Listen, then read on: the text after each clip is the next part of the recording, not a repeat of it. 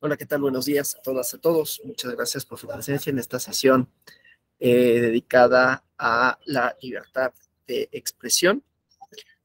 Vamos a hablar un poco de la comunicación política, obviamente, como dice el título de la libertad de expresión, porque como saben, es un tema no solo que tiene relevancia, digamos, ¿no? Sino, digo, por sí mismo, ¿no? Sino que además se trata de un tema que se vincula con otros quehaceres, ¿no? Y específicamente en el caso de México, con lo digo así, la debida formación de voluntad popular, ¿no? ¿A qué me refiero con ello? Ay, perdón, es que estoy tratando de abrir mi presentación, pero la carpeta no me permite abrir la carpeta. Decía, con los procedimientos o el proceso de formación de voluntad popular. Y con ello me refiero a que, como ustedes sabrán, ¿no? Uno de los elementos centrales en toda elección es que la voluntad popular se forme, se conforme sin mediaciones indebidas. ¿A qué me refiero con esto? La voluntad popular, todas lo sabemos, ¿no? No es ni unívoca, ya ahorita voy a poder presentar, ¿no? No es unívoca, es decir, tiene varios componentes y no es ajena a algunas influencias externas. Y hasta cierto punto está bien, ¿no? Los partidos políticos, su tarea, candidatas, candidatos, coaliciones, su tarea es convencer. Y en el convencimiento, pues hay una serie de estrategias comunicativas, lo que se puede decir, lo que se debe decir, pero también hay ciertos límites, ¿no? Límites electorales estrictos, ahorita lo vamos a ver, ¿no? De partidos políticos, de quienes pueden intervenir en ese proceso de formación, y luego límites que tienen como algunos otros componentes en lo que hace a la esfera pública, porque son dos cosas, ¿no? Pero ambas tienen que ver con la participación política, ambos tienen que ver con quiénes y cómo se dan unos ciertos términos de debate, ya sea para la propaganda político-electoral, ya sea, como digo, para el debate democrático, ¿no? Y entonces tendremos que conocer no únicamente la libertad como un derecho, sino cuáles podrían ser sus límites en todo caso para una y para la otra, ¿no? Voy a compartir una presentación que va a ir acompañando la sesión. Entonces déjenme nada más aquí la selecciono, la comparto si puedo. Tengo un poco de problemas aquí con la computadora por alguna razón y ahorita a ver si no me saca de esto porque no puedo, bueno, veo que no estoy atorado por lo menos para el Zoom, pero sí para compartir la pantalla por alguna razón que no sé cuál sea, ¿no? Entonces, bueno, eso a lo mejor me imposibilita qué hacer.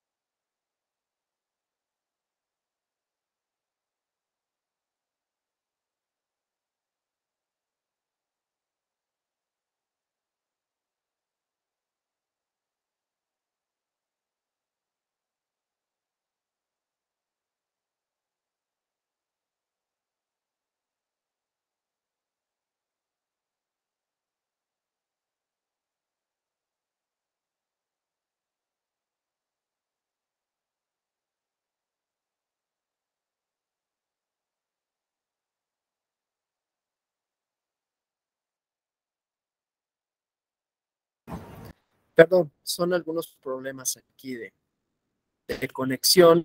Más que de conexión, cuando trato de compartir la presentación, a ver si no me pasa lo mismo, si no, ya no lo voy a intentar. No, ahorita sí se pudo. Bueno, déjame ver. Ajá. Entonces, bueno, esto que les decía, ¿no? La debida formación de la voluntad popular, que es una de las cosas que cuida nuestro modelo de comunicación política. O sea, no nada más es la libertad de expresión entendida para los partidos, lo que pueden hacer, lo que pueden decir, quién puede decir qué, sino sobre todo que esto no trastoque ciertos límites por lo que hace a las personas, ¿no? O sea, las personas que votamos, porque ya decíamos, evidentemente la idea de que haya comunicación política, la idea de que los partidos puedan tener propuestas, no quiere decir que puedan decir absolutamente lo que quieran. Esto es un tema que es interesante y que no está exento de controversias. ¿Por qué? Porque hay una doctrina, todo esto tiene una base teórica, ¿no? La idea de libertad de expresión y las libertades en general, las libertades políticas, que viene de la doctrina del liberalismo, el liberalismo clásico, ¿no?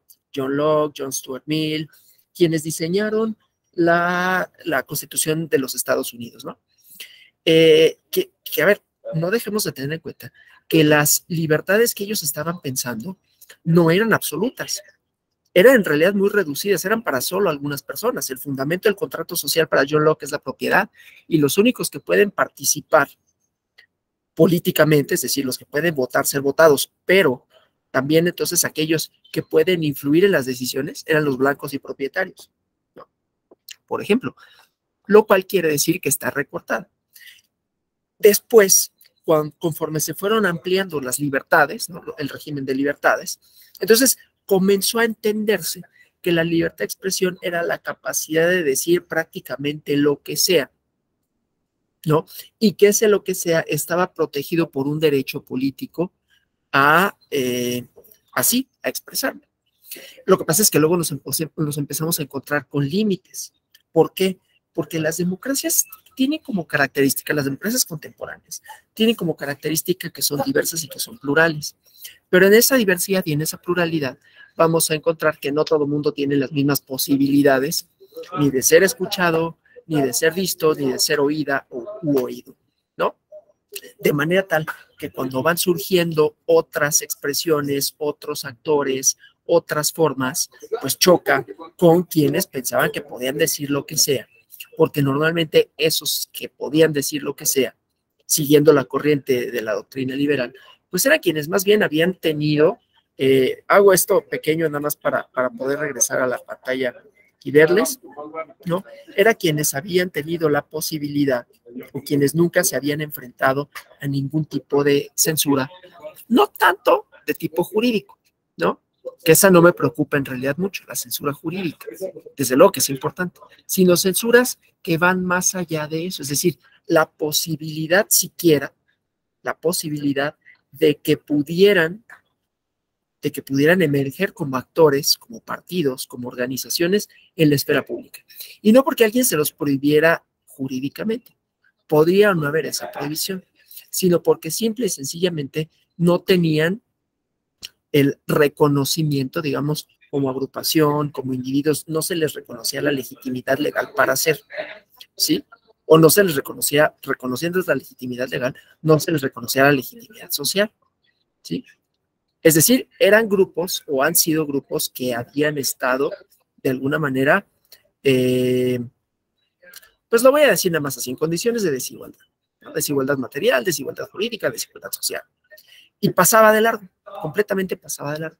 Es decir, no es que a alguien le preocupara primero y no es que nadie se ocupara por él, hasta que empiezan a emerger estos grupos sociales, que ahora conocemos como grupos vulnerables, y entonces no solo reclaman derechos para sí, lo cual desde luego es legítimo, sino que empiezan a trazar los límites de la libertad de expresión, ¿no?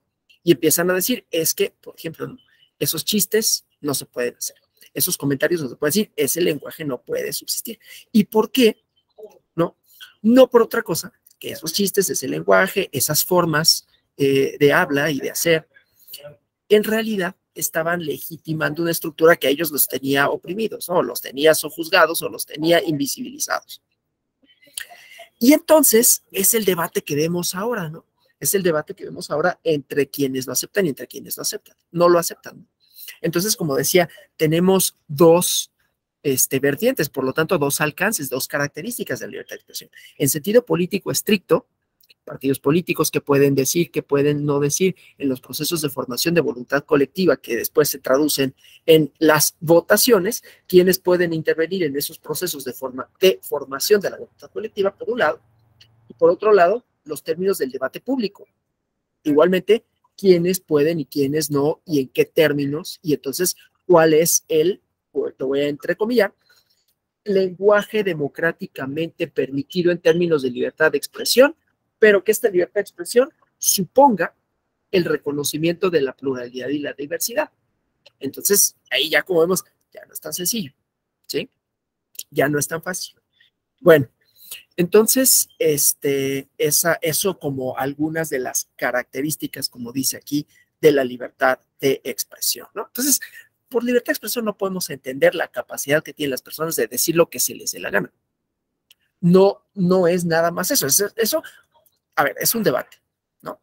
Yo no digo que no, pero las expresiones, los términos, quiénes pueden, quiénes no pueden y cómo, eso siempre va a estar sujeto a definiciones, a redefiniciones, a conflictos sociales, jurídicos, políticos y de toda índole, ¿sí? De manera tal que no podríamos pensar que la libertad de expresión es absoluta, es pura y que todo mundo tiene las mismas posibilidades de decir, de hacer, ¿no? Que el resto. Entonces, si partimos de las circunstancias de que también ha habido y sigue habiendo estructuras a partir de las cuales hay personas que tienen menos posibilidades de comunicarse, menos posibilidades de debatir, entonces tendríamos que trazar algunos ciertos límites a la libertad de expresión. Esto fue muy visible con el expresidente de los Estados Unidos, ¿no? En la campaña electoral, cuando se pronunciaba con relación a ciertas cosas, no solo contra los mexicanos, los bad hombres que decían, ¿no? Sino contra otros grupos sociales desaventajados, no solo en Estados Unidos. Hay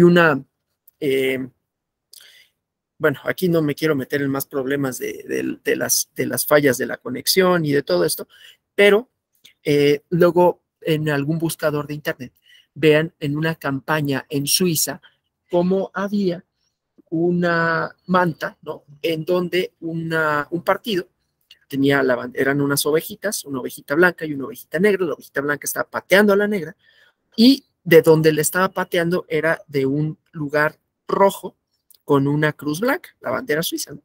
Y decía en alemán algo así como que recuperemos o expulsemos a los distintos, ¿no? O deshagámonos de las ovejas negras. Obviamente con una connotación racial.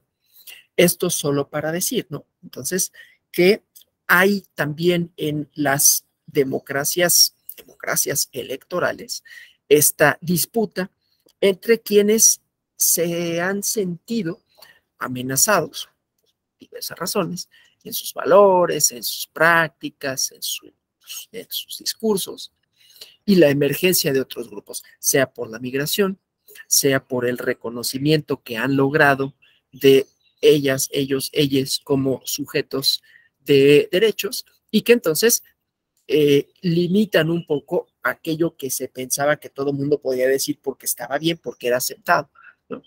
Entonces, por eso decía, fue particularmente visible en la campaña de Trump, que fue acusado de machismo, no sin razones, que fue acusado de xenófobo, no sin razones, que fue acusado de homófobo, no sin razones. Y entonces ahí tenemos un tema de libertad. ¿No? ¿Puedo decirlo o no? ¿Por qué sí, por qué no?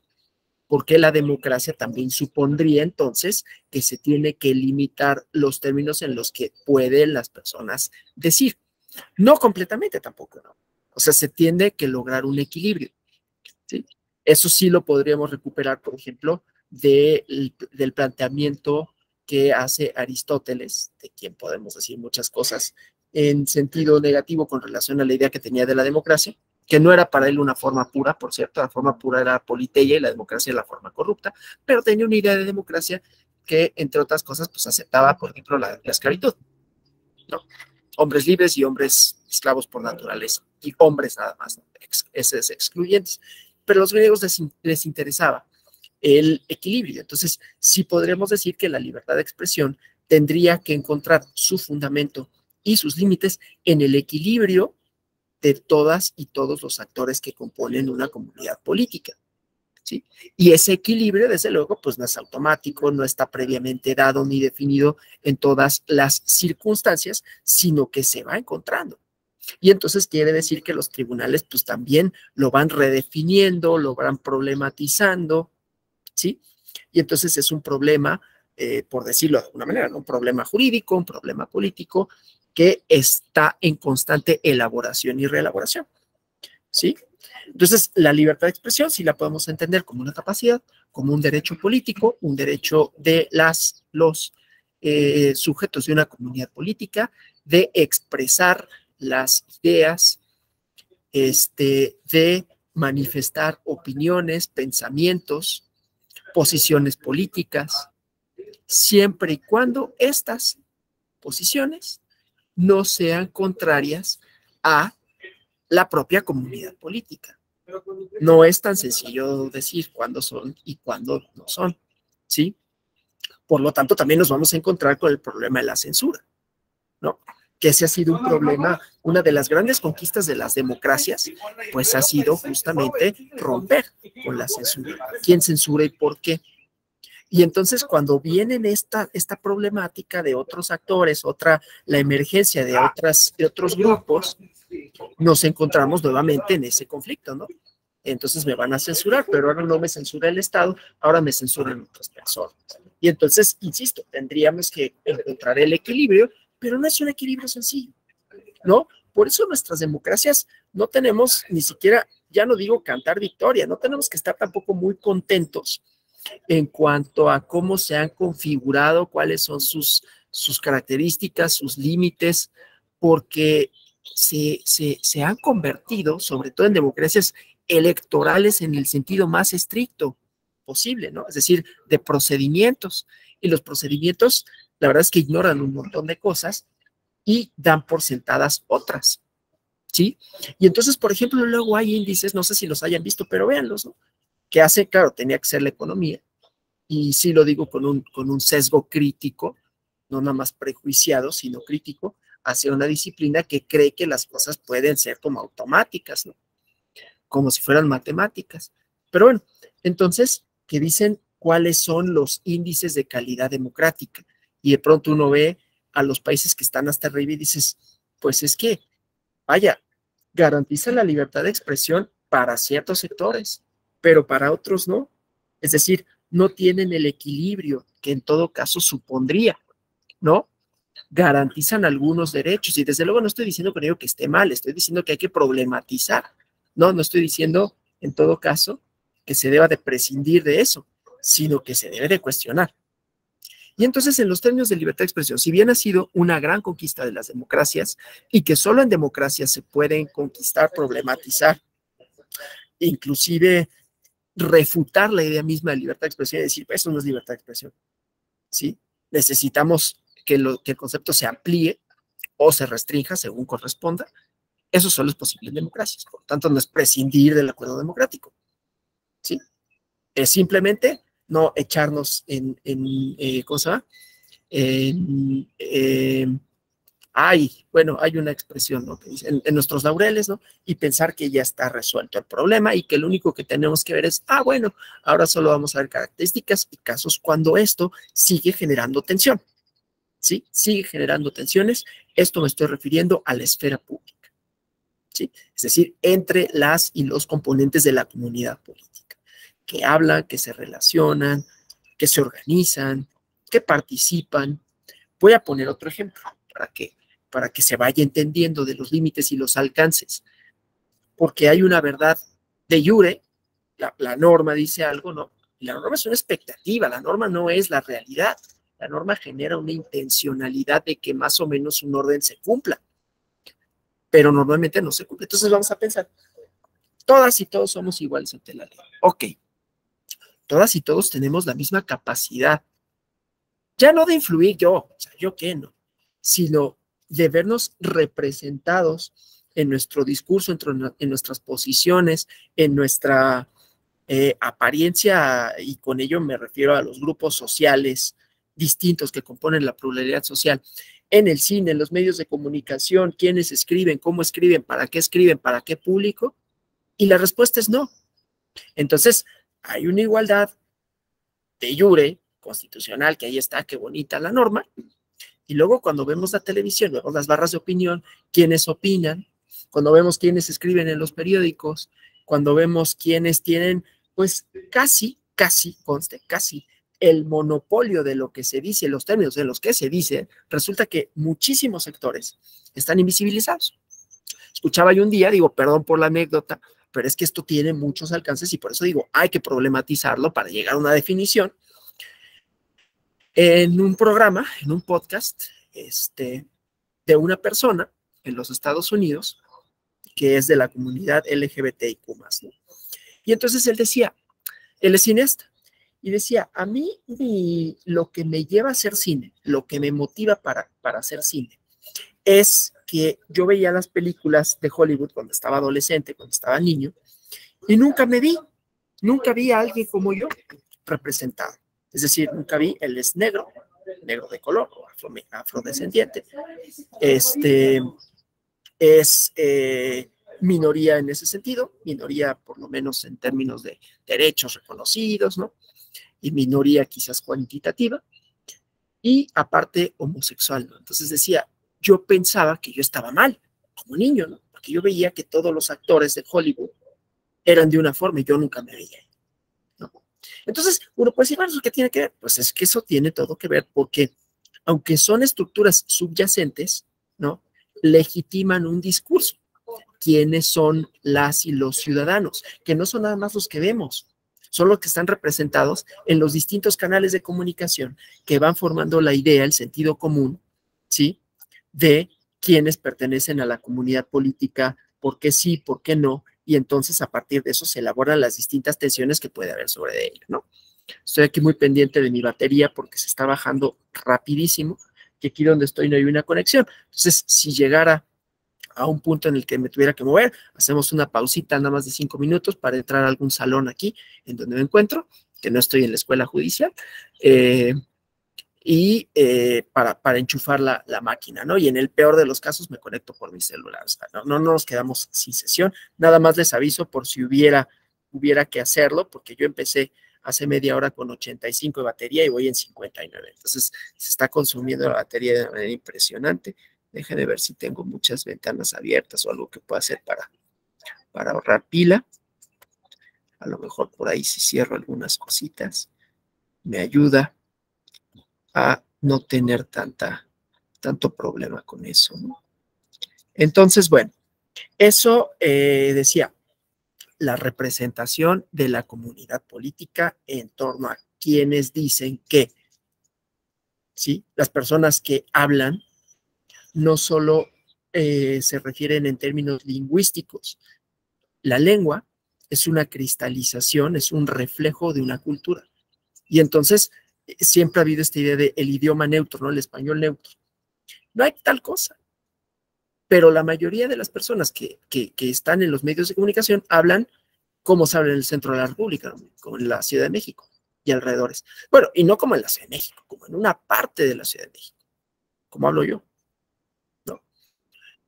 Y eso, pues, desde luego, uno podría decir en sentido estricto de libertad de expresión, pues sí, pero en sentido amplio no, porque están dejadas de lado muchas personas, en sus formas de habla, decía, pero también en sus inquietudes, ¿sí?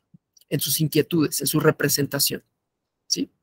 ¿Cuántas barras de opinión no hemos visto con a ese grado de ridículo, en donde hay una serie de personas, hombres todos, blancos todos, mayores de 45 años todos, hablando sobre el aborto? No es que no puedan decir nada, pero caramba, ¿cómo es que ellos tienen una legitimidad discursiva para pronunciarse sobre algo que ignoran en absoluto? Que ignoran como hecho social, psicológico, biológico, que es el embarazo, y sin embargo se pronuncia. Entonces, por eso es que digo, tenemos que problematizar quiénes dicen qué y por qué, ¿no? Esa es una parte que me parece que es central y fundamental. Entonces, no nada más es el derecho de expresarnos y de decir y de pensar y de opinar, sino los canales a partir de los cuales lo podemos hacer. Podemos hacernos escuchar y que se vean representada la pluralidad social en eso que se dice, se escucha, los términos en los que se dice, las formas en las que se dice y el contenido de aquello que se dice, se expresa, se posiciona, se habla, ¿no? Porque no nada más es el decir, es el hacer. En la libertad de expresión podemos ampliarla tanto como para decir, es parte de la libertad de expresión la manera en que yo me significo como persona, es decir, cómo me visto, cómo me identifico, cómo aparezco en la esfera pública, ¿no? Sí. Entonces, esos serían como muchos de sus componentes. Entonces, como ven, tenemos por un lado toda la ampliación del concepto y entonces esa ampliación paradójicamente nos lleva a las restricciones, ¿sí? Porque entonces quiere decir que tendríamos que equilibrar, ¿no? Y tendríamos que limitar para incluir aquellos que normalmente han tenido ese monopolio de lo que se dice, cómo se dice, en dónde se dice y los términos en los que se dice. Porque eso es lo que construye el discurso social, que es lo más interesante, ¿no? El discurso sobre lo político, de lo político, sus características, contenido y alcances. ¿Vamos bien hasta aquí? Si hay preguntas, comentarios, son siempre bienvenidos, ¿no? Las cuestiones que puedan pensar a este respecto, ¿no? Hay libertad de expresión absoluta, ¿no? No hay un monopolio de la palabra. Pero entonces, como vemos aquí, ¿no? Son deberes y responsabilidades.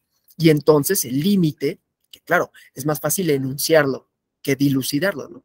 El límite es los derechos de las demás personas en una comunidad política plural, en una comunidad política en donde no estamos todos en un plano de igualdad, ¿no? Material, ni jurídica, ni de ningún tipo.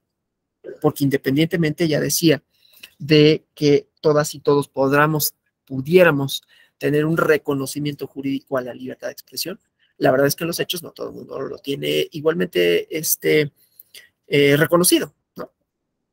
Todavía, a la fecha, se deslegitima la acción, el discurso, el quehacer de muchos sujetos. Entonces no podremos decir, bueno, pero pues hay que agradecer que ya tenemos todas y todos libertad de expresión, porque entonces sería reducir de manera grave, ¿no? Bueno, entonces, por eso es no vulnerar los derechos de los demás al ejercer esta libertad, ¿sí? Y bueno, estas son sus manifestaciones, ¿no? De acuerdo con, bueno, otra vez voy a ponerle en grande.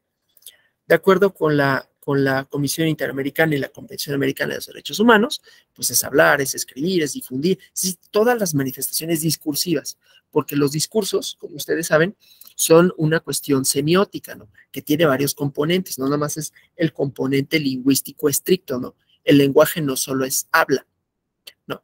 El lenguaje son símbolos, el lenguaje es la comunicación, ¿sí?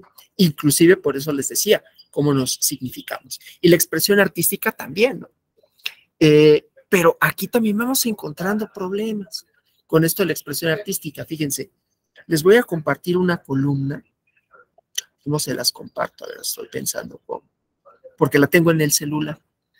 Yo tuve un debate hace unos días con un amigo a raíz de un concierto que hubo pues aquí en la Ciudad de México, yo estoy en la Ciudad de México, de un grupo que reivindicaba una serie de derechos de estas barbaridades de los nazis y esta cosa, ¿no?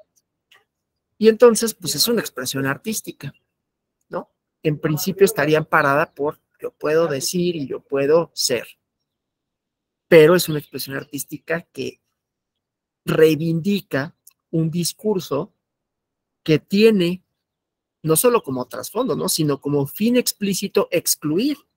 ¿Eso cómo puede convivir? ¿No? ¿Eso cómo puede convivir en una comunidad política? Entonces, ¿qué hacemos? ¿No? Los más liberales decían, déjalos y casi que los derrotamos con argumentos. ¿Cuándo hemos derrotado los discursos de odio con argumentos? Yo no sé en qué país han vivido, en qué mundo han vivido, que los discursos de odio se han derrotado con argumentos. Claro, el problema es que la otra solución sería prohibir y eso también te mete en una bronca, ¿no? Porque si prohíbes no los vas a quitar tampoco. Los vas a volver clandestinos y ¿qué haces? ¿Los prohíbes y luego qué? ¿Los vas a perseguir o cómo vas a hacer efectiva esa prohibición? ¿sí? Entonces las soluciones no son sencillas, ¿no? Hubo un caso también, hace muchos años, por ahí búsquenlo porque es interesante, llegó a la Suprema Corte, de una persona que hizo un poema, pues malito, ¿eh? El poema como poema no era así que, ay, wow, ¿no? No era Sor Juana, ¿no? No era Juan de la Cruz, no era Neruda, ¿no? No era Juan Gelman, o David Huerta, recién fallecido, ¿no? Pues era un poema, Alejandra Pizarnik, no sé, se me ocurren muchos poetas que pudieran decir, órale, ¿no? Este era un poema, una diatriba en contra de la bandera nacional. Y entonces hubo por ahí una denuncia, ¿no? Y una controversia quizás innecesaria con relación a está vulnerando, está atentando en contra de los símbolos patrios, ¿no? Y la Corte dijo, o sea, decía unas expresiones ahí un poquito fuertes en contra de la bandera, ¿no? Entre otras cosas, pues lo único que había de trasfondo era que pues, era una tela, un pedazo de tela, y que no tendría ningún otro significado más que el que le atribuye. Y entonces hubo esa controversia solo para decir esto de la expresión artística, ¿no? ¿Hasta dónde, cuándo, por qué? Y si toda es válida por sí misma, ¿no? Recuerden, hubo hace algunos años un fotógrafo, ¿no? Que en el Zócalo retrató, Spencer Tunick, que retrató a personas desnudas, que no se les veía nada, no era así muy escandaloso. Pero es que a lo que voy es que esto siempre ha sido problemático, porque va chocando ya no solo con normas sociales, con costumbres, va chocando también con otros actores, ¿no? O sea, lo más democrático que nosotros podemos encontrar es cuando hay otros actores que se sienten vulnerados o que son vulnerados porque han sido vulnerados durante todos los años, ¿no? Y que entonces reclaman y dicen, oye, no puedes decir eso, no puedes decir eso porque eso está reforzando, reproduciendo, legitimando una estructura de dominación discursiva en donde me estás haciendo de lado, ¿no? Pero acá las tensiones cuando son con el Estado, entonces tenemos problemas. Entonces Spencer Tunick, por ejemplo, era un poco provocativo porque atentaba contra una moral pública. ¿Cómo van a estar desnudos? Pero hasta ahí no había mayor problema, ¿no? O sea, esto, como ven, choca con varias cosas, ¿no? La libertad de expresión siempre se va a topar con varias cosas y no todas van a ser igualmente legítimas. Pero aquí también hay un problema, porque entonces alguien me podría decir, no es legítimo porque no te gusta, no sé, la moral puritana, ¿no? Pero por otro lado, sí es legítima la moral de las personas de la comunidad LGBTIQ+. ¿Por qué? ¿Cuál es el criterio? ¿No? Yo diría, bueno, pues sí hay un criterio. El criterio es que la comunidad LGBTIQ+ ha sido perseguida, no le han sido reconocidos derechos, ha sido censurada, ¿sí?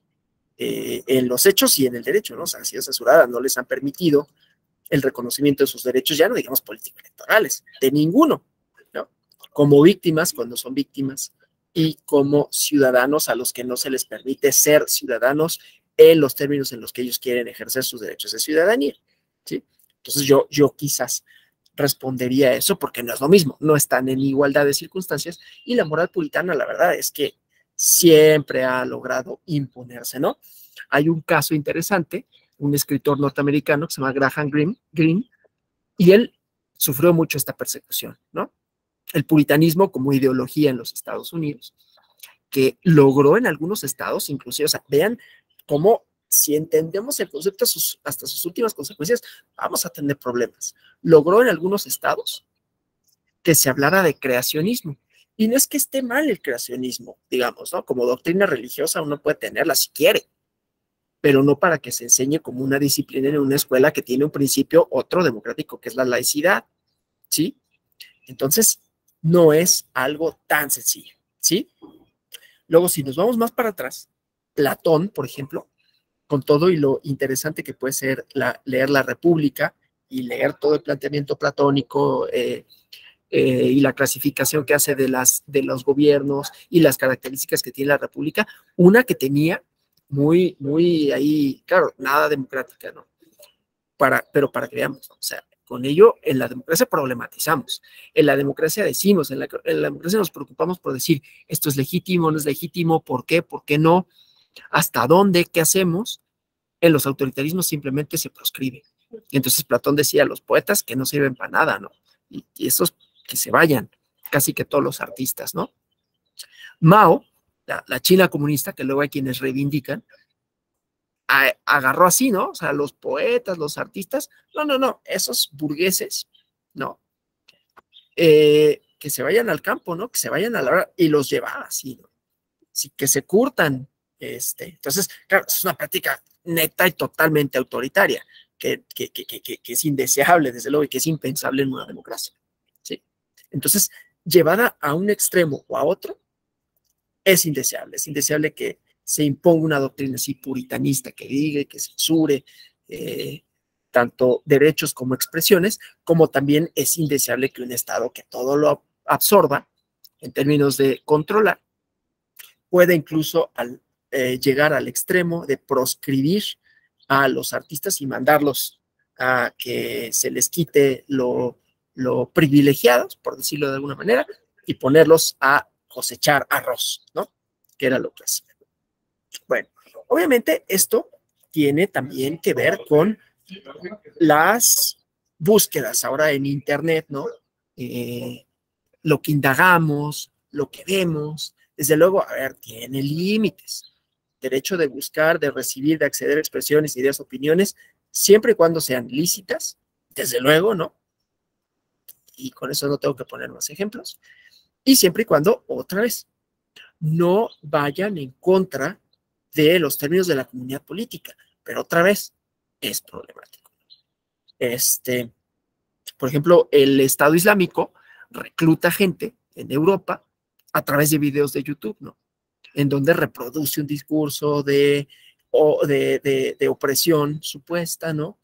De que hay una islamofobia, que sí la hay, y con ello captan o reclutan a gente, ¿no? En Suecia, en países así, para que formen parte de estos grupos terroristas, ¿no? Entonces, siempre es interesante e importante verlo, problematizarlo de un lado y de otro.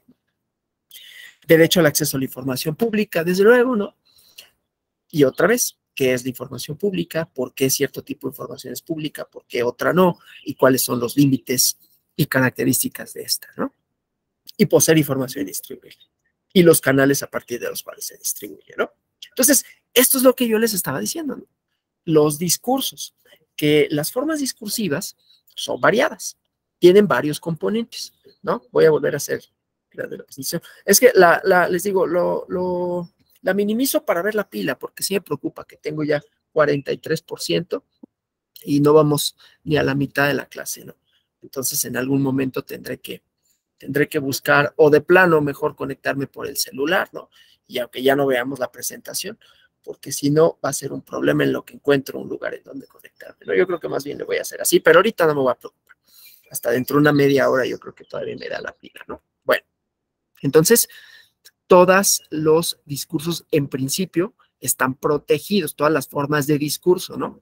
Y otra vez, con discurso vamos a entender toda una serie de prácticas, toda una serie de actos de comunicación, ¿no? Implícita, explícita, es decir, de habla material, así como yo ahorita, yo estoy hablando, ¿no?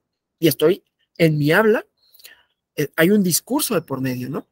Un discurso con relación a la libertad de expresión, que competirá con otros discursos con ese mismo contenido, o bueno, sobre ese mismo tema.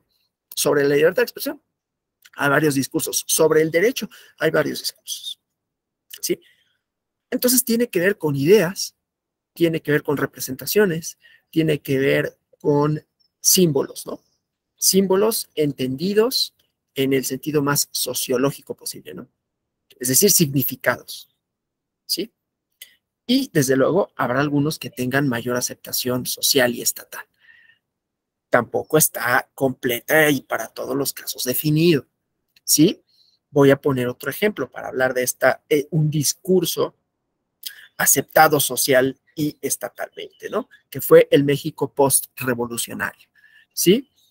No es que esté mal, yo no lo deslegitimo, no deslegitimo el muralismo, que fue una de las cosas que con mayor evidencia, mostró cuál era el discurso del Estado, cuál era la idea, la representación que el Estado tenía con relación a la revolución, que era desde luego una parte para legitimar el quehacer del Estado. Y entonces el muralismo y Siqueiros, aunque después hayan sido perseguidos por ese mismo régimen, ¿no? Orozco, ¿no?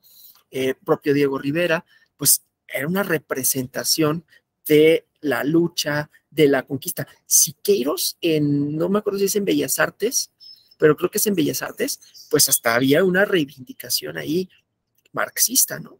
Y ahí viene la lucha obrera, ¿sí? Pero bueno, era una representación de la conquista me refiero de derechos, por un lado, de la opresión por otro, de la emergencia de otros grupos, pero entonces el muralismo tenía un discurso, y era un discurso que estaba, pues, más o menos aceptado por el Estado, lo financiaba, ¿no? Aunque no era que el Estado fuera marxista, ¿no? Pero había un discurso sobre la revolución, ¿sí? Eso nada más para decirlo, esto de la aceptación social y estatal, ¿no? El financiamiento que pueda tener, o por otro lado, menos que la aceptación, pues la protección, ¿no? Pues no me gusta lo que dice, pero pues ya, ¿qué le hago, no? Y desde luego tiene su contraparte.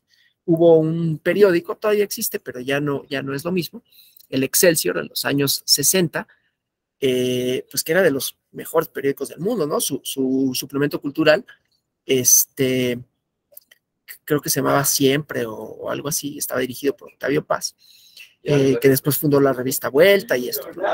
Pero escribían grandes personas y hacían trabajo de reportajes extraordinario, ¿no? Y en los años 60, en un México muy autoritario, dieron cuenta más o menos de lo que pasaba en 68, cuando hubo toda una operación, digamos, por parte del Estado y los medios de comunicación para esconderla, ¿no? Y se supo por la prensa internacional mucho más de lo que se supo por la nacional, excepto por Excelsior, que después sufrió el embate del Estado, ¿no? El no reconocimiento. Desde luego esto nos lleva también contemporáneamente a la idea de pues, si el Estado debe o no sufragar, ¿no? Estas leyes de comunicación social que hace poquito se discutían, ¿no? De los gastos que hace el Estado en propaganda oficial y si eso es lo que en realidad hace que subsistan los medios de comunicación impresos y si debería de ser ese el criterio y no los lectores, ¿no? Pero bueno, eso es un problema, pues, de índole discursivo, ¿no? Aceptas socialmente algo y lo compras o no. Yo, por ejemplo, compraba, no voy a decir cuál, pero un semanario que se publica en la Ciudad de México, que tiene un contenido periodístico, ¿sí? Y hace algunos años, antes de que, no tiene nada que ver con este sexenio, ¿no? Hace más de, ya casi 10 años, que yo dejé de comprar el semanario por voluntad propia. Entonces, ahí el discurso de la revista, para mi perspectiva, dejó de tener la valía que tenía y lo dejé de comprar, ¿no? Y así sucede. Y hay otras publicaciones que nos gustan más. Entonces, ahí está una relación también con el público, ¿no? Pero el chiste es que, en todo caso, lo que garantice la subsistencia de los discursos sea la sociedad, sea la posibilidad de debate, y lo único que haría el Estado, ¿no? Sería lograr un equilibrio. O sea, no es el liberalismo del dejar hacer, dejar pasar, llevado al extremo y decir todos los discursos son bienvenidos, ¿no? Sino tendríamos que limitarlos y decir cuáles sí, cuáles no y por qué, ¿no? 38% de batería. Bueno, esto va a durar ya muy poquito, ¿no? Bueno, y entonces también esto está sujeto a la protección, ¿no? Se protegen no solo los discursos, ¿no? ¿Quiénes son los portadores de los mismos? ¿Quiénes hacen eco de estos, ¿no? Y entonces aquí tenemos, ¿no? Principios de legalidad, ¿sí? Principios de legitimidad, necesidad de proporcionalidad. Esto entendido un poco como la cosa esta que les gusta mucho a los abogados del control de convencionalidad y constitucionalidad y el test de proporcionalidad, ¿no? Pero bueno, finalmente si hay restricciones, estas restricciones tienen que tener un porqué. Y esos porqués tienen que hacer referencia a valores democráticos. Y entonces si decimos, bueno, lo que pasa es que es un discurso que limita o que reproduce estereotipos que han supuesto la violencia simbólica o explícita en contra de ciertos grupos sociales, entonces podrá ser legítima, ¿no?, el límite, ¿sí? Bueno, dicho todo eso, vamos a hablar del modelo de comunicación política. Ya hablamos como de la esfera pública, ¿no? Ahora hablemos del modelo de comunicación política, porque el modelo de comunicación política en México, ahora sí ya refiriéndonos en términos electorales estrictos, el otro nos estamos refiriendo en términos de sociedad política, ¿no? Y de los límites y de las posibilidades y de los discursos. Ahora hablemos de los partidos políticos y no solo de los partidos políticos, de todos los actores sociales que conforman el poder. El poder no es nada más el del Estado, ¿no? El poder no es nada más de los presidentes municipales, gobernadoras, gobernadores, presidente de la República. El poder es una cosa que es mucho más amplia, ¿no? Y que hay otros muchos actores que inclusive pueden tener más poder que el poder político formal, ¿sí? ¿Esto por qué lo digo? Porque nuestro vigente modelo de comunicación política proviene de una reforma de 2007, hablando de libertad de expresión. ¿Qué pasó? El antecedente de 2007 es 2006, y esto seguramente ya lo vieron porque el origen del PES es ese conflicto, ¿no? El SUBRAP 17 diagonal 2006.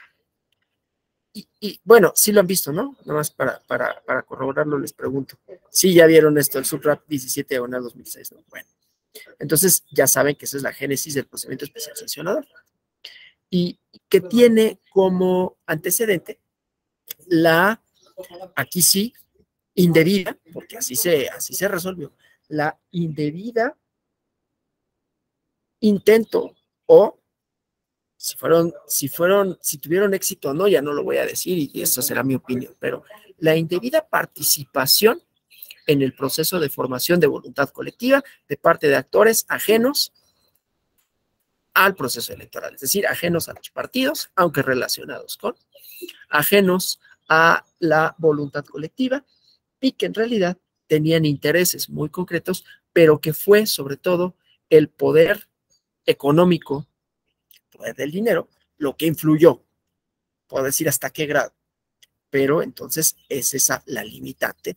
Y fue por tal motivo, no solo que se prohibió, como ustedes conocen, el 41 constitucional, prohibir la contratación directa de espacios de publicidad, ¿no? Que es una causal de nulidad constitucional además, ¿no? O sea, los partidos no pueden contratar. ¿Y por qué pasaba? Seguramente esto ya lo vieron, entonces nada más lo comento así de manera rápida, ¿no? ¿Qué era lo que pasaba? Que las televisoras, que eran las que tenían el monopolio de esto, porque eran los agentes privados que vendían los espacios de publicidad, pues tenían precios diferenciados, ¿no? Según le cayeras bien o le cayeras mal, te daba un precio favorable o no. Eso por un lado. Y por otro lado, agentes más allá de los partidos políticos que trataron de influir en el proceso, en detrimento de un candidato. Entonces ahí ya había un desequilibrio, principio de equidad, que se vio vulnerado, ¿sí? Y entonces por eso, pues, este modelo de comunicación política, el problema es que se volvió excesivamente restrictivo, ¿sí? Que esa es otra cosa, porque una cosa es, bueno, quiénes pueden, que decíamos, ¿no? La libertad de expresión es quiénes pueden intervenir, aquí también, quienes, en este caso estricto, ¿no? Quienes pueden intervenir en el proceso de formación de voluntad colectiva, en los términos estrictamente electorales, ¿no? Quienes pueden manifestar el apoyo, quienes pueden establecer una plataforma política, y no solo quienes pueden, porque en principio, pues todos, sino mediante qué instrumentos, qué tanto pueden influir, ¿sí? O sea, que yo pueda decir, que yo pueda organizar una marcha, que yo pueda tener una concentración, no es lo mismo que si yo contrato, yo no puedo, ¿no? Pero quien pudiera, contrato un spot televisivo o 50, ¿no? Porque los puedo pagar y trato de influir, ¿no? Y luego, en los cómo trato de influir, viene el segundo problema, ¿no? Porque era el discurso. Y a este se le llamó, yo creo que de manera un poco exagerada, guerra social, ¿no? En 2006, digo exagerada porque la guerra social hace referencia a otra cosa, ¿no? Una política de Estado muy, muy agresiva que supuso, entre otras cosas, pues la desaparición de las personas. Y esto no era así, pues era un discurso ahí, pues medio, pues con sus características, pero no era una guerra sucia, ¿no? Era, puedes decir, desinformación si quieres, ¿no? Que esa es otra vertiente que ya veremos, ¿no? Bueno, si nos alcanza. Si nos alcanza el tiempo, me refiero, no si nos alcanza la batería. Pero bueno, entonces había propaganda negativa, eso sí podemos decir que era propaganda negativa. No todos los modelos de comunicación política en el mundo proscriben así la propaganda negativa. Y los que dicen, pues es parte de, ¿no? Es parte de, y ya la gente decidirá si sí o si no. El problema otra vez son los límites, ¿no? De la propaganda negativa. Bueno, entonces, eso como modelo de comunicación política, y entonces se volvió muy restrictivo, ¿sí? Aquí vemos, ¿no? La autoridad responsable, entonces, para quienes pueden decir. Y además no solo eso, esto ya lo saben porque lo han visto a lo largo de estas sesiones de este diplomado. La reforma de 2007, ya que les dije que ya saben, ¿no? Que las televisoras pues vendían según les cayera bien o mal determinado proyecto político, más barato o más caro el spot, ¿no? Y entonces esto pues se prohibió porque ustedes saben, pues la televisión, la radio y televisión, el espectro radioeléctrico, pues es una concesión del Estado. Y entonces dijeron, los tiempos del Estado son los que van, a través de los cuales se va a administrar la propaganda política, y entonces es el INE, a través de la pauta, y hay un módulo sobre la pauta y cómo se asignan las pautas, ¿no? El que puede asignar los tiempos, ¿no? Administra el tiempo del Estado en radio y televisión, y hay una serie de reglas para que estas pautas se distribuyan de manera equitativa, ¿no? En tiempos, pero también en cuándo se promocionan, porque esa es otra cosa, ¿no? No es lo mismo las 8 de la noche a las 3 de la mañana, ¿no? Nadie ve la tele a las 3 de la mañana, bueno, muy poca gente, entonces el impacto que puede tener. Es que, claro, ahora ya podemos decir, pues nadie ve la tele ya, ¿no? Lo que ves es el streaming, y ahí no hay propaganda política, ¿sí? Pero bueno, estas cosas que vamos encontrando, ¿no? Entonces, aquí para garantizar condiciones de equidad, había que quitarles primero a quienes tenían el monopolio de decidir horarios, decidir precios, ¿no? Porque es un bien público la democracia. El proceso de formación de voluntad política no puede estar sujeto a intereses que no sean los estrictamente políticos, ¿no? En unos 10 minutos voy a conectarme en mi celular, ya no vamos a poder ver la presentación, porque ya tengo la pila al 29% y pues ya no va a durar mucho más, ¿no? Entonces, nada más les aviso porque voy a tener que hacer ese cambio, y para evitar, aquí ahorita va a tener que buscar dónde y todo, para evitar eso, me voy a conectar con el celular, y entonces ya retomamos la sesión, ¿no? Bueno, entonces esto, ¿no? Los lineamientos para la cobertura, y obviamente esto también implica, y esto ya lo han visto, ¿no? Porque justamente es todo el procedimiento especial sancionador, la posibilidad de que por el contenido, por eso decíamos, ¿no? Quiénes y luego cómo pueden dar el mensaje, quiénes pueden dar el mensaje, a través de qué medios, y luego el contenido del mensaje. Y es ahí donde vienen las sanciones por las distintas cosas que puedan sucederse, ¿no? Por ejemplo, ayer se resolvió una cuestión relativa a la calumnia con esto de los traidores a México, ¿no?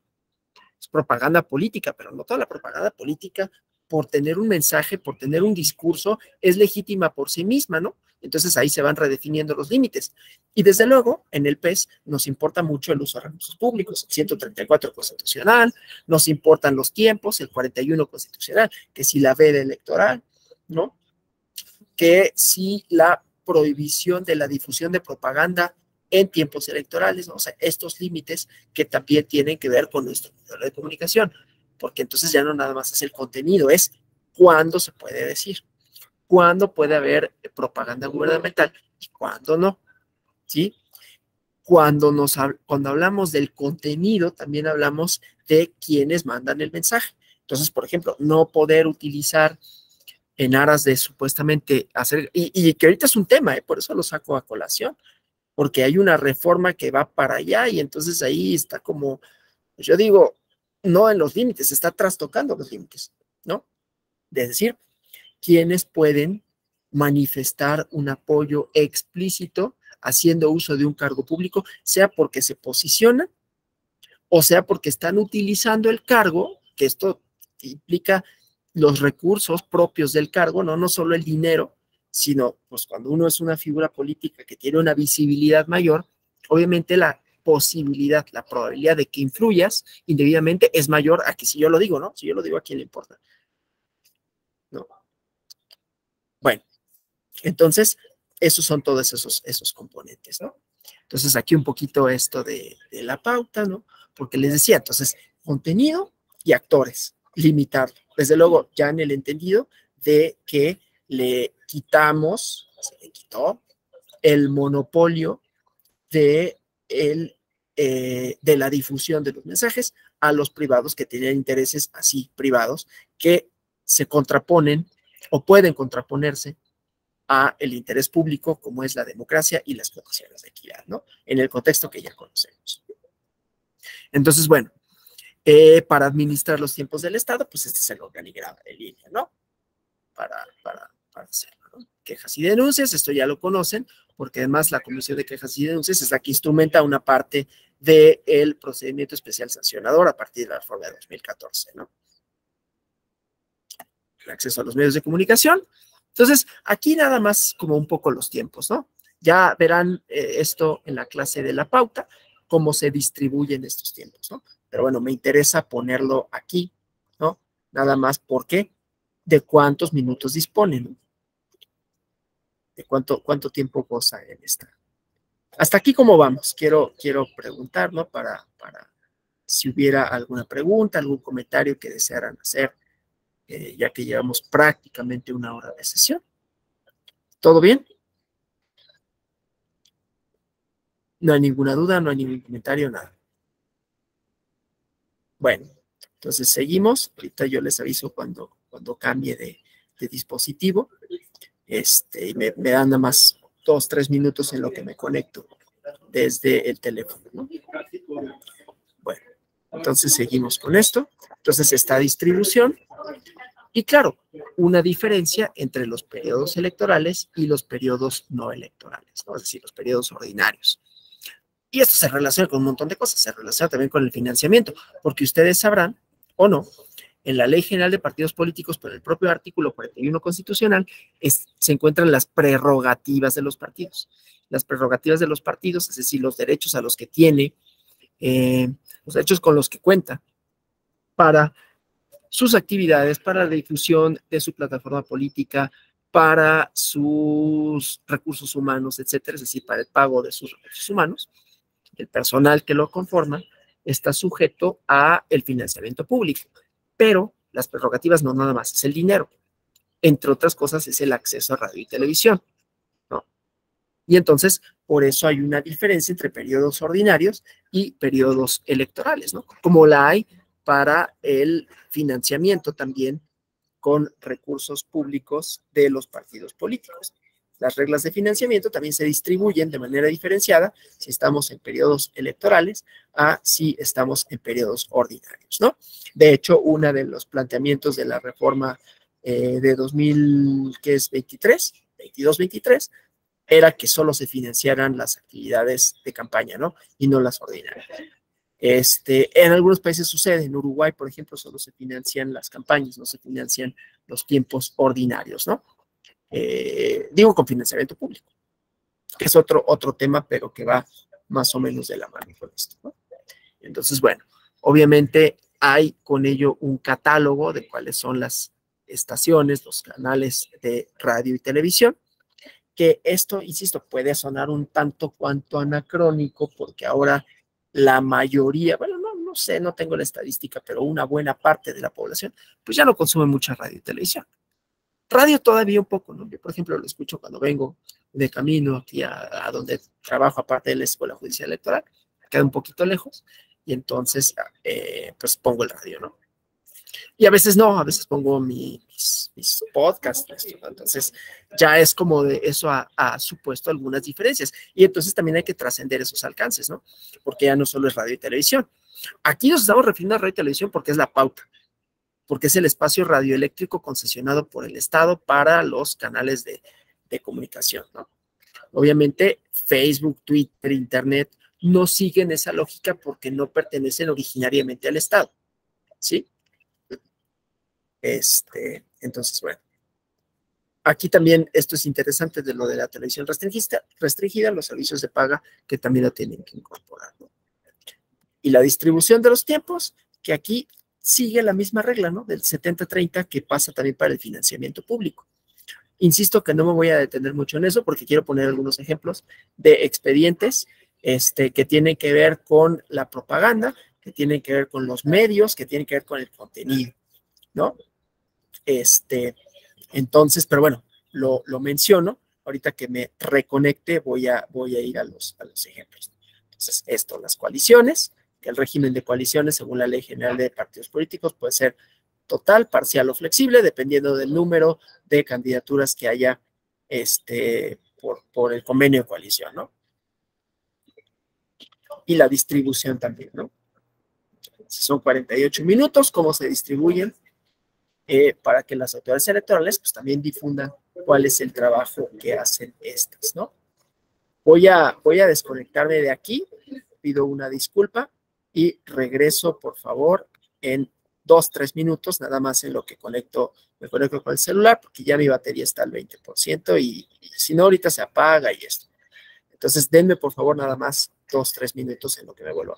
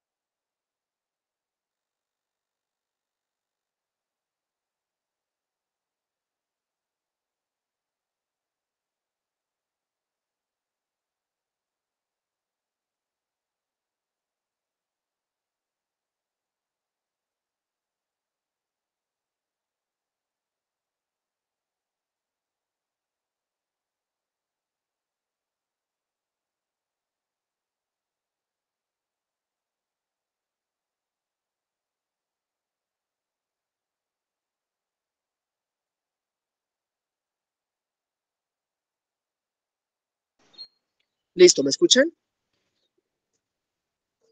Sí se escucha, doctor. Ah, perfecto. Bueno, entonces estaba con eso, ¿no? Dije que me iba a referir propiamente a los ejemplos. Déjenme ver si puedo hacer algo para cancelar un poco el sonido de fuera. Déjenme ver nada más. Voy a intentar conectarme por los audífonos otra vez para que el sonido exterior se cancele un poco.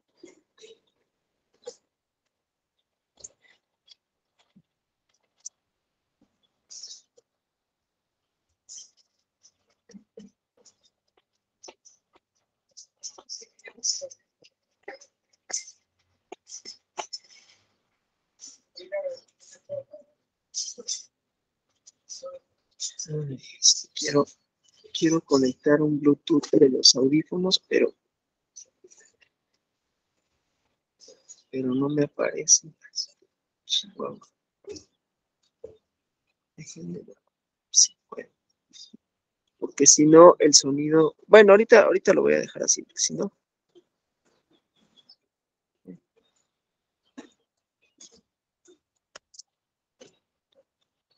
Mejor lo dejamos así porque si no va a ser más pérdida de tiempo. Bueno, entonces decía, los límites que impone, límites temporales, límites de mensaje. a los que está sujeto el régimen de comunicación política. Entonces me interesan dos ejemplos en particular. Uno que tiene que ver con estos, ya no hablando de la pauta, ¿no? Ya no he hablado de la distribución de los tiempos del Estado en términos de radio y televisión, del acceso a radio y televisión, sino de la veda electoral, ¿no? De los tiempos en los que se pueden difundir mensajes. Claro, esto de los tiempos está dividido en dos cosas, ¿no? Por un lado, están las provisiones del 41 constitucional relativos a la propaganda gubernamental. Hay un módulo en este diplomado, ¿no? Que ya lo conocen, de propaganda gubernamental, la diferencia entre propaganda y publicidad y la diferencia normativa, ¿no? 41 y 134 constitucional, que también es una diferencia temporal, ¿no? Porque la propaganda no está prohibida, solo está limitada a los tiempos electorales. En tiempos electorales no puede haber propaganda gubernamental, salvo que se trate de, y ya saben esas limitantes, ¿no? Y por otro lado está la cuestión de la veda electoral, que también está prevista como un límite temporal al poder decir y por lo tanto a la libertad de expresión, pero hay un ejemplo que me interesa mucho, ¿no? De un asunto resuelto por la Sala Superior con relación a esto. Porque, ¿qué pasó? El concepto de veda electoral todos lo conocen, ¿no? Son los 3 días previos a la jornada electoral y que estos suponen una limitante para los partidos políticos en su poder decir, ¿no? Es decir, en sus mensajes, no solo en su contenido, sino en su difusión. No pueden difundir, por decir, pues, mensajes, ¿no? Y entonces ya no fue la primera vez, ¿no? Pero en el proceso electoral anterior, 2020-2021, hubo durante la veda electoral una serie de personas denominadas influencers, ¿no? Con esto de la importancia creciente que tienen las redes sociales, que en la red social Instagram se pronunció en favor de un partido político, ¿no? Pero resulta, había como varios indicios, ¿no? Aquí este expediente es interesante, Subrad 1861, diagonal 2021, es interesante en términos de valoración probatoria también, porque había indicios, ¿no? Había una serie de indicios, una serie de indicativos para la autoridad electoral de que había una probable vulneración al modelo de comunicación política. Entonces les digo, en la red social Instagram, una serie de influencers, ¿no?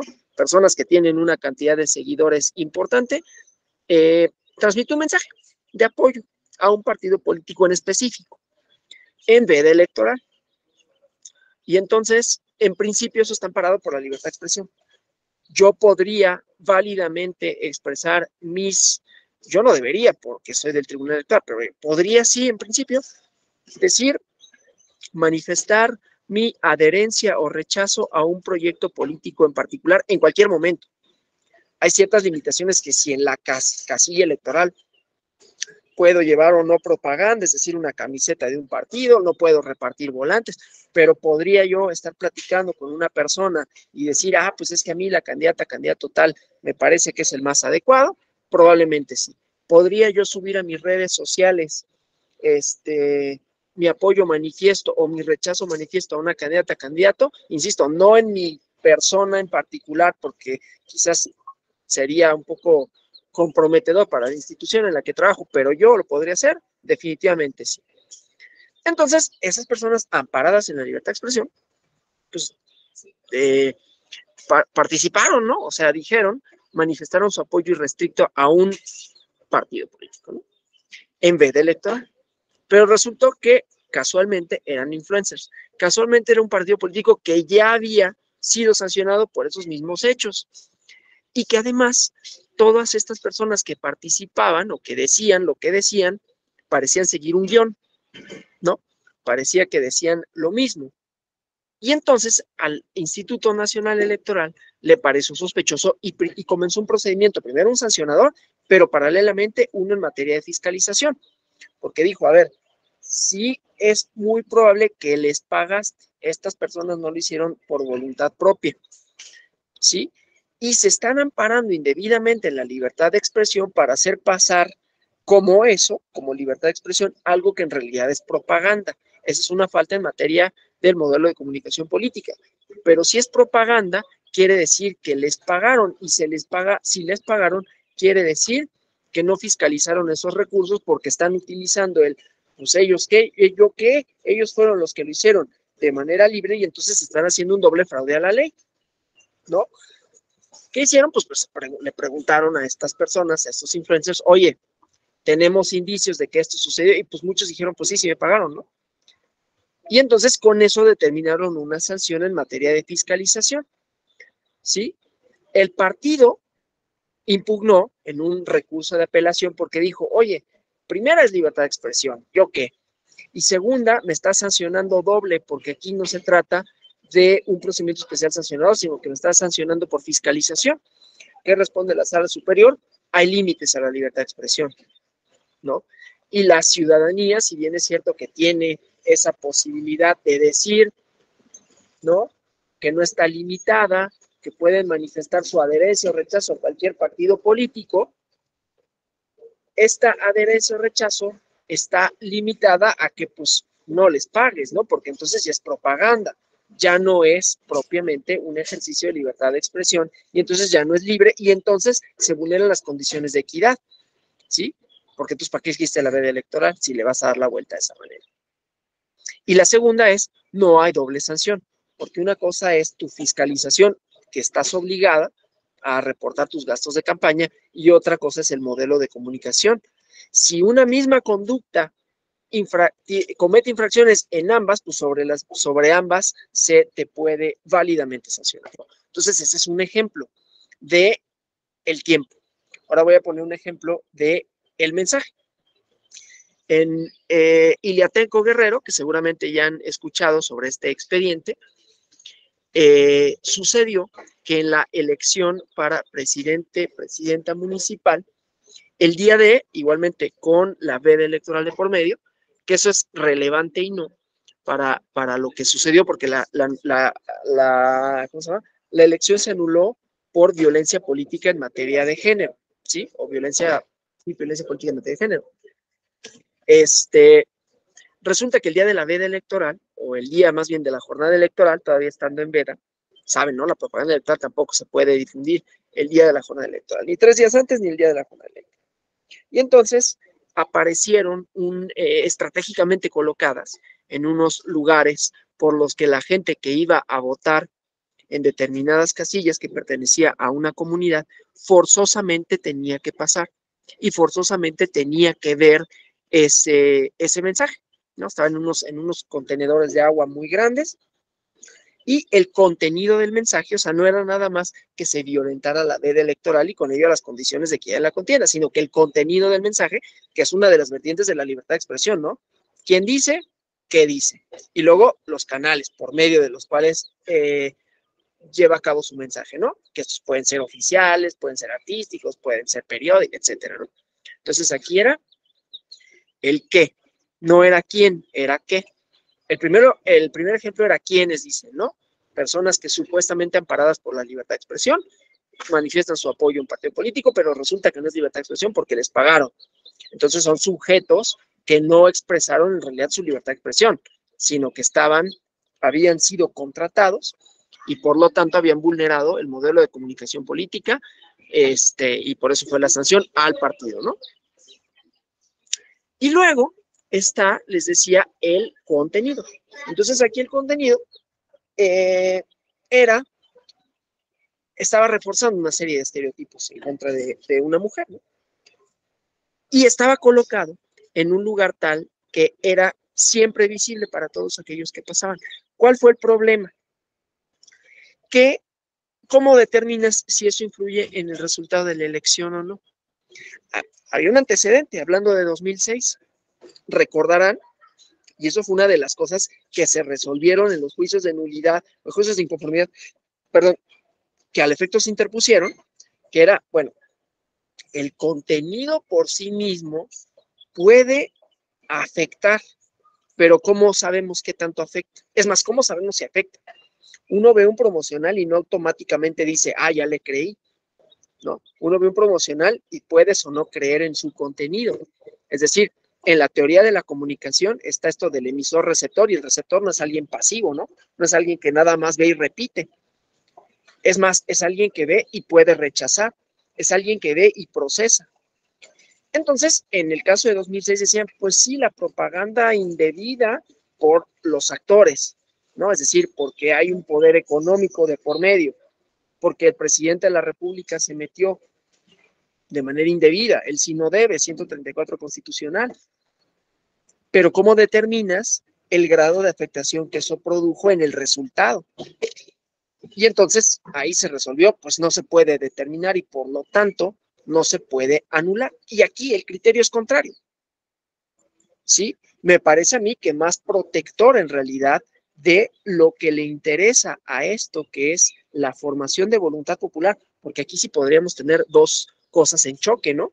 El derecho de los partidos políticos y de los diversos actores sociales de pronunciarse, y pues no es mi culpa que yo pueda comprar 300 anuncios al día y tratar de influir, ¿no?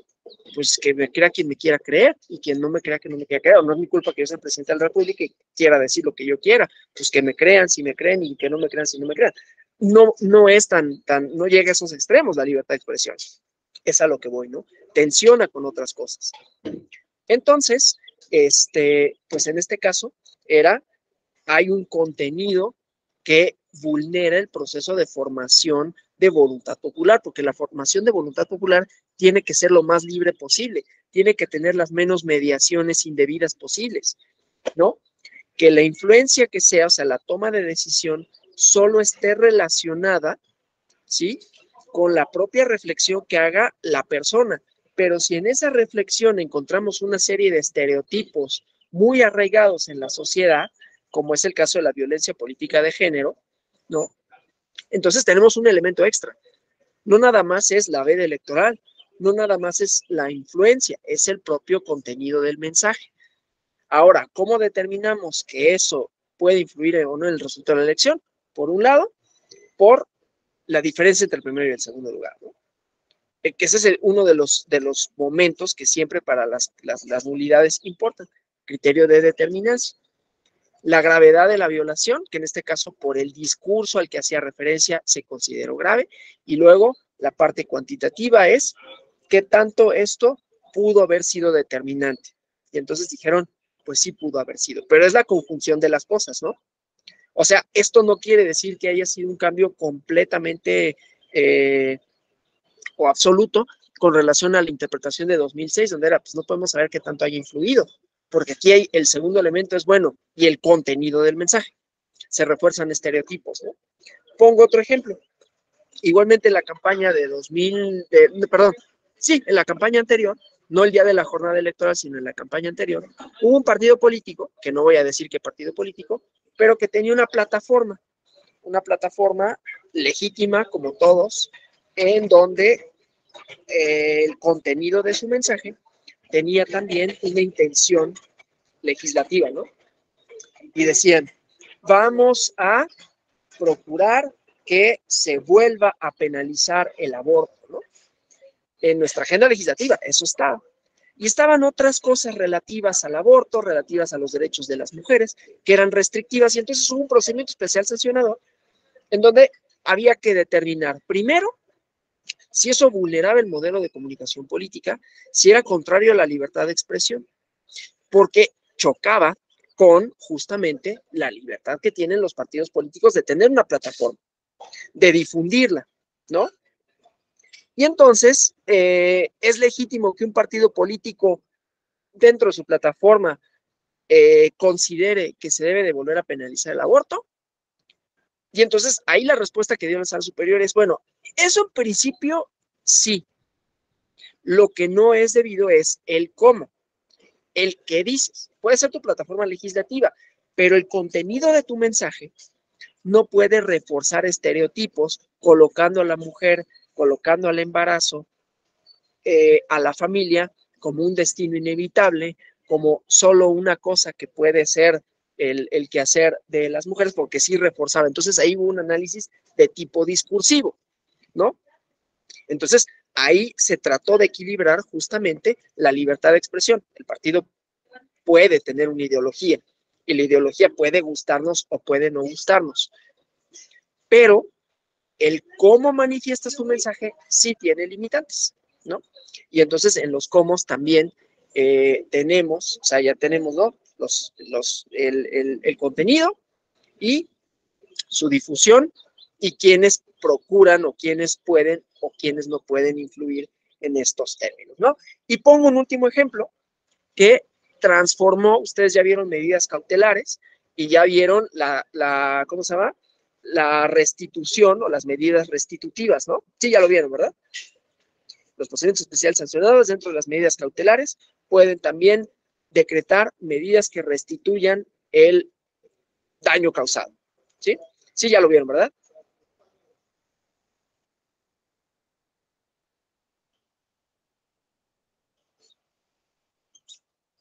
¿Sí o no? Es que no veo si me... Sí. Sí. Ya veo, medidas cautelares, ya bien. Ok.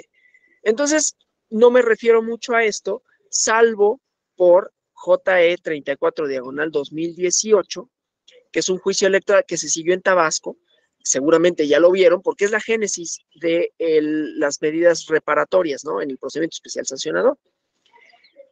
¿Qué pasó? Nuevamente, es no solo la difusión, el contenido y las intenciones de ese contenido. Ustedes saben que las autoridades electorales y los partidos políticos y todos aquellos que participan en los procesos de formación de voluntad colectiva tienen obligaciones. Y entonces las encuestas han sido una de las formas de comunicación política y una de las formas de propaganda más utilizadas en todos lados, ¿no? Las encuestas como una herramienta para tratar de orientar, de encauzar, de motivar o de desmotivar el comportamiento electoral, ¿no? Hay estudios al respecto que muestran o pretenden mostrar o dicen, aunque siempre está también, siempre es controversial y controvertible, ¿no? Qué tanto pueden influir las encuestas en el ánimo de las y los electores, pero hay quienes dicen, bueno, si uno ve que es muy probable que mi candidata o candidato gane, entonces menos, suponiendo que así sea, yo no estoy de acuerdo, pero ahorita vamos a ese debate, menos motivos tengo yo para salir a votar, porque pues, no importa mucho que yo vote o no vote, ¿no? De todas maneras va a ganar. Yo no creo que sea así en realidad. Yo creo que el acto de votar es o sea, no a todo mundo necesariamente le da flojera, y aunque sepas que es muy probable que gane, vas a votar porque tienes una motivación independiente del resultado, ¿no? Pero bueno, entonces hay ese debate, ¿no? En cuanto al papel que pueden tener o no las encuestas. Pero juegan un papel.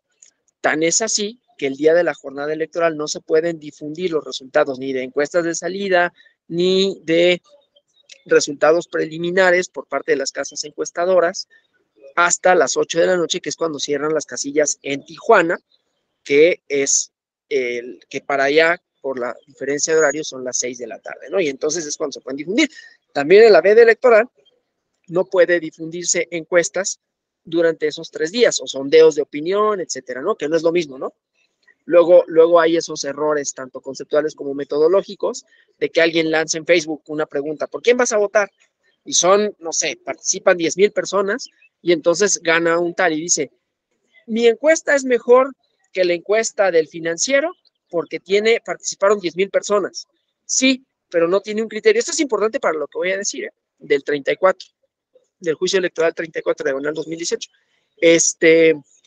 Pues sí, participaron más, pero esa no es una muestra representativa. ¿Por qué? Porque tu universo es chiquito, ¿no? Es Facebook y además pues, son las personas que te conocen, o Twitter, son tus seguidores, entonces hay un sesgo.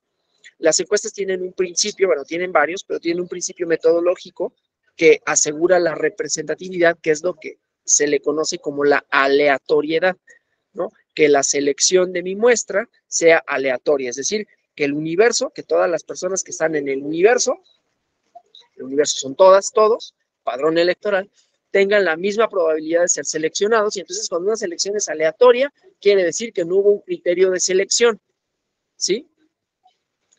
Que fue al azar, ¿sí?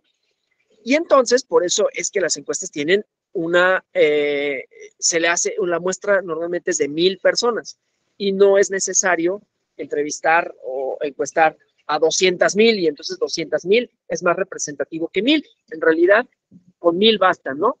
Por una teoría estadística que se llama la teoría de los grandes números, que dice justamente eso, ¿no? No importa qué tanto aumentes el número de tu muestra, esta será representativa.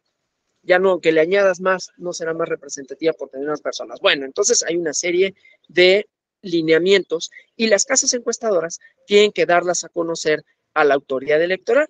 Entonces sucedió en Tabasco, que un periódico publica una pretendida encuesta, ¿no? Y siempre hay este debate de, bueno, es que ¿quién paga las encuestas, no? Entonces, han sido materia de controversia y por ende se ha pensado que pueden o no influir en el ánimo de los electores. Igual podríamos decir, no se sabe qué tanto, pero hay que evitarlo en la medida de lo posible y que en todo caso, las encuestas que sí sean, tienen que tener una metodología y esta tiene que ser reportada al Instituto Electoral. Y entonces esta no se reportó y apareció en Tabasco, ¿no? En la primera plana o en alguna de las planas importantes y mostraba unas supuestas tendencias que desde luego no eran tales. Y entonces hubo un procedimiento sancionador. Pero en ese procedimiento sancionador, además, se condenó a el periódico, a quien había difundido esa información, a restituir el daño, ¿no? Es decir, ahora publica un adendum en donde digas, no era un ejercicio de encuesta, era propaganda, ¿no? Entonces, bueno, eso. Voy a concluir regresando a el debate público, ¿no? De quienes pueden decir que la emergencia de otros actores, porque aparte de todo lo otro que dije, estamos inmersos, ¿no? En esta lógica, no sé si sea muy lógica, pero de la pretendida cultura de la cancelación. Todas y todos la han escuchado. Entonces, ya no digo porque me van a cancelar. Los límites no son obvios y no son lógicos, ¿no? Desde luego que existen. Desde luego que hay personas que se sienten que tienen que cuidar quizás demasiado su discurso, sus actos de habla, porque en algún momento se pueden meter en algún problema. Y hemos visto a muchas personas, ¿no? Que son hasta despedidas de su trabajo por decir algo indebido. Bueno, en clases, ¿no? En Zoom vimos muchos de un maestro que empezó a decir una serie de barbaridades y entonces pues lo corrieron de una universidad. Estaban grabando, ¿no? Como se graban, hay testigos en video de esto, ¿no? Y bueno, el chiste es que muchos dicen, pues es que ya no se puede decir nada. Entonces hay una redefinición de los límites del decir. Yo no estoy diciendo que esté bien o que esté mal, yo en principio estoy de acuerdo, ¿no? Pero esto se va conjuntando con otros discursos de lo políticamente correcto o incorrecto, si se debe decir, y entonces como si fuera ahora ser políticamente incorrecto es defender la libertad de expresión, cuando muchas veces eso políticamente incorrecto lo que hace es reproducir otros discursos que en algún momento lo que suponían era discriminación, ¿no? Desigualdad. Entonces hay que tener como los equilibrios necesarios para saber que sí y que no. Pero otra vez, no es tan sencillo, ¿no? Y luego, ¿qué hacemos? ¿Qué hacemos si prohibimos? ¿Por qué prohibimos? O si sancionamos, ¿no? Y la solución, como ya había dicho anteriormente, no es obvia, ¿no? Y no es sencilla tampoco de encontrarse, ¿no? Porque si vamos a sancionar, no solo las sanciones son litigables y por lo tanto pueden obtener un resultado distinto, sino que pueden potenciar un mensaje en algún momento o, si no potenciarlo, quejarse quienes lo hagan de que hay una restricción a sus derechos, ¿sí? Y esto se conjunta con la respuesta que dan a quienes supuestamente se ven cancelados. Y no digo que no pueda existir, y no digo con ello que todas las cancelaciones necesariamente sean una redefinición de la libertad de expresión, tratando de equilibrar las desigualdades sociales que sí existen y que se ponen en evidencia y que por lo tanto uno tiene que ser más, no voy a decir cuidadoso, porque no se trata de ser cuidadoso, se trata de ser más atento a los términos del discurso, porque muchas veces no estamos, ¿no? No estamos conscientes de que estábamos y hemos estado inmersos en un medio social que legitimaba una serie de prácticas otra vez discursivas que no suponía, o que suponían más bien dejar de reconocerle a algunas personas su legitimidad como sujetas y sujetos de la comunidad política, ¿no? Es decir, que los ponían de lado, que les negaban derechos, lo cual no quiere decir que todas las cancelaciones necesariamente estén bien, ¿no? Por lo tanto, se trata de tratar de equilibrarlas. Y decía, la defensa, o una de las defensas de quienes sostienen que estas culturas de la cancelación son indebidas, es justamente esta palabra en inglés de woke o woke, ¿no? Ah, es que es woke. Y entonces ya se vuelve como una especie, un discurso de deslegitimarte, ¿no? Porque te posiciona como una persona hipersensible, ¿no? Hipersensible a temas, a cosas, ¿no? Y entonces esta queja de ya no se puede decir nada en este mundo. Yo creo que no es así, en realidad, ¿no? Desde luego no con ello quiere decir que no se puedan cometer excesos, sino que estamos justamente en un proceso de redefiniciones. Redefiniciones porque las, ya decía, democracias contemporáneas, entre otras cosas, han supuesto el surgimiento de grupos sociales que habían estado excluidos y habían estado excluidos lingüísticamente, ¿no? Es el famoso y todavía subsistente pleito con el lenguaje inclusivo, ¿no? ¿Por qué tendría que utilizarse o no tendría que utilizarse? Bueno, pues tendría que utilizarse porque el lenguaje supuestamente neutral, que a nosotros, a mí me lo enseñaron así, ¿no? Los sustantivos plurales llevan, ¿no? Porque eso es de, ¿y por qué no hay un por qué? El por qué es porque sí. Al final, no, pues es que esa es la regla gramatical. Ah, y la regla gramatical que es una regla de la física, ¿no? O sea, es la gravedad. No, no es la gravedad. Ah, es un invento. Entonces, ¿por qué no puedes cambiarla? ¿No? No, pues porque esa es la regla. Ajá, pero puede ser de otra forma, ¿no? Las reglas no son, las reglas de las cosas sociales, no son reglas de un momento y para todos, ¿no? Entonces, bueno, si redefinimos instituciones como la familia, ¿por qué no podríamos redefinir, nuestras prácticas discursivas y utilizar lenguaje incluyente? Pero a lo que voy es que hay estas tensiones, ¿no? O lenguaje no binario. Entonces, eso da cuenta justamente de que se reconfiguran los términos de la libertad de expresión. Eso no quiere decir que yo necesariamente esté obligado a utilizar el lenguaje incluyente, ¿no? Es deseable porque eso significa que le das mayor reconocimiento a todas, a todos los que en algún momento estuvieron excluidos de esa posibilidad de verse representados, porque el lenguaje representa, el lenguaje performativiza, ¿no? Por eso es importante siempre hablar de los términos de nuestro discurso en sentido amplio y en sentido semiótico, ¿no? Bueno, yo hasta aquí, no sé si haya preguntas, comentarios.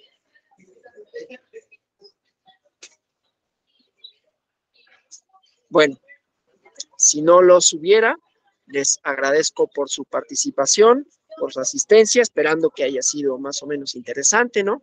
Que haya quedado cubiertas las expectativas que tenían con relación a este tema que, como bien, tiene muchas aristas. No es un tema únicamente normativo. Lo que está en la norma puede estar bien o mal, o nos podemos pelear con eso, pero que se va redefiniendo socialmente en nuestra práctica, y desde luego esto, pues a veces, no siempre, pero muchas veces puede llegar a los tribunales, ¿no? Cuando llegue a tribunales y somos funcionarios judiciales, ¿no? Están las experiencias de los casos, pero también están estas otras reglas, ¿no?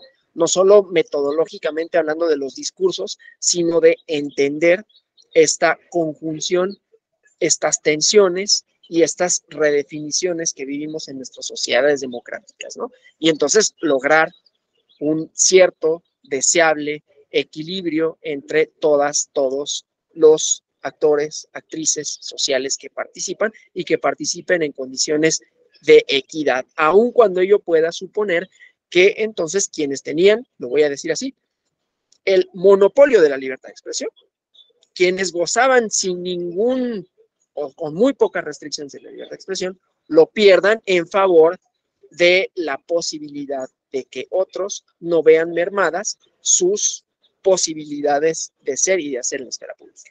Pero bueno, pues muchas gracias otra vez por su atención, por su presencia. El día de mañana, no, el día de mañana hubo un cambio justamente en la calendarización, porque yo mañana viajo a la ciudad de Saltillo, tengo una cátedra allá por parte de la Escuela Judicial Electoral y tengo que estar en el aeropuerto a las 10 de la mañana. y el traslado es de 1 hora por lo menos, entonces pues no daría yo la clase el día de mañana. No sé exactamente cuál haya sido la calendarización, si vaya a haber otra sesión de esta o el módulo siguiente comienza el día de mañana o comienza este lunes. Ese dato yo no lo tengo. Les recomendaría que escribieran a la coordinación del diplomado para que les diera la información detallada sobre eso. Pero bueno, esas son mis razones, no son razones de que, pues es que mañana es viernes y ya no se trabaja, sino porque tengo que desplazarme al aeropuerto, por parte de eventos de la Escuela Judicial. Pero bueno, muchas gracias por su asistencia, por su presencia y nos vemos en otra ocasión, esperando que el diplomado en todos sus módulos sea de su amplia satisfacción, que les resulte, gracias por los comentarios, que les resulte interesante. Y lo digo porque yo soy el coordinador del diplomado, ¿no? Entonces también yo estoy a su disposición en mi correo electrónico alonso.vasquezm@t.gov.mx por si hubiera algún comentario con relación a contenido, a programa del diplomado que tuvieran que comentarme, con todo gusto. Pero bueno, muchas gracias. Hasta la próxima. Muchas gracias, doctor. Gracias.